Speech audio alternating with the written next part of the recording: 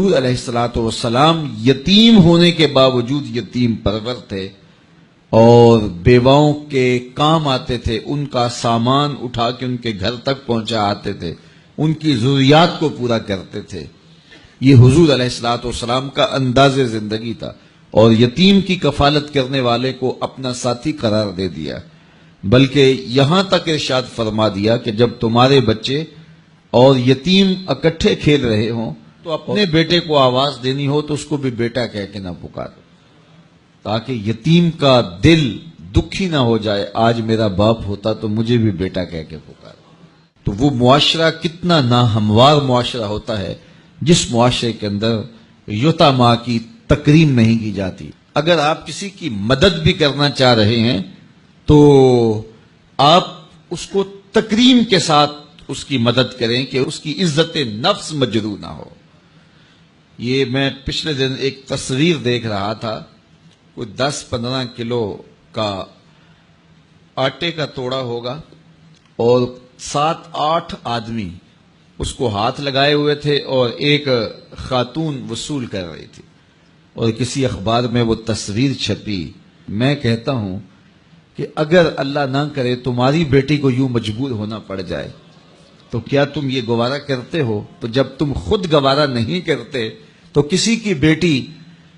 کو تشہیر کی مہم کیوں بناتے ہو؟ میرے اور آپ کے آقا و مولا نے ارشاد فرمایا، وہ شخص جس نے صدقہ کیا اور دائیں ہاتھ سے کیا، بائیں کو بھی خبر نہیں ہوئی، قیامت کے دن جب کوئی سایہ نہیں ہوگا اس شخص کو اللہ اپنے عرش کا ٹھنڈا سایہ عطا فرمائے۔ تو جہاں کسی کی عزت نفس کا معاملہ ہو تو وہاں اخفاء افضل ہے۔ تو بات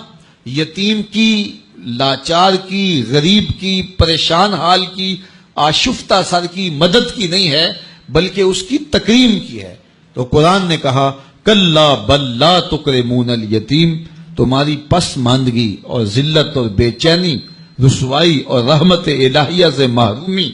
اور عذاب الہی کے مسلط ہونے کا سبب یہ ہے کہ تم نے یتیم کو تکریم نہیں دی ہے، یتیم کو عزت نہیں دی ہے، اس کو وقار سے نہیں رکھا ہے۔ تو یتیم کی کفالت کا درس دیا تو سورہ ماعون کے اندر اللہ تعالیٰ نے فرمایا فَذَلِكَ الَّذِي يَدُعُّ الْيَتِيمَ وَلَا يَحُضُّ عَلَىٰ طَعَامِ الْمِسْكِينِ، اور مسکین کو کھانا کھلانے کی تحریص نہیں دلاتا، کسی کو آمادہ نہیں کرتا، کسی کو ابھارتا نہیں ہے۔ اس میں 2 چیزیں بیان ہوئی ہیں، ایک تو یہ ہے کہ یتیم کو کھانا کھلانا، مسکین کو کھانا کھلانا، لاچار کو کھانا کھلانا، اگر توفیق ہو تو از خود پیش کرے، لیکن اگر یہ توفیق نہیں ہے تو بندہ اس سے بری ذمہ ہو جائے کہ مجھے تو توفیق نہیں ہے، میں کیوں کروں، میں تو استطاعت نہیں رکھتا اور میں منہ پھیر کے چلا جاؤں۔ نہیں، یہ لفظ بتا رہا ہے کہ اگر تم خود استطاعت نہیں رکھتے، اس کی تڑپ اور اس کا درد محسوس کرو اور کسی ایسے شخص تک اس کی آواز پہنچاؤ جو یہ کام کر سکتا ہے۔ اللہ تعالیٰ نے مذمت کی ہے کہ اگرچہ استطاعت نہیں بھی رکھتا لیکن آنکھیں بند کر کے گزرا کیوں ہے؟ وہ کسی مالدار کے پاس جاتا اور اس کو کہتا میری گلی میں ایک مسکین سسک رہا ہے،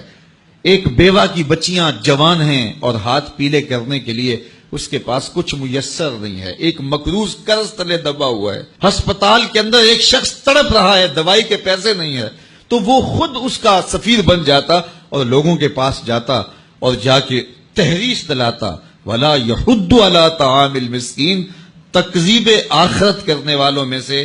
جو ہے وہ اس شخص کے رویے کو بھی گنا گیا، شمار کیا گیا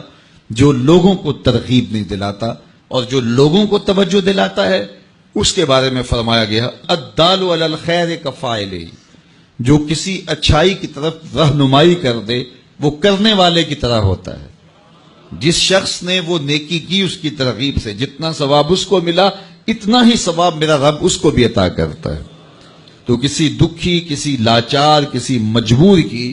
مدد اور اس کی نصرت اور اس کی اعانت کے لیے کسی کو ترغیب دلا دینا یہ انسانیت ہوتی ہے،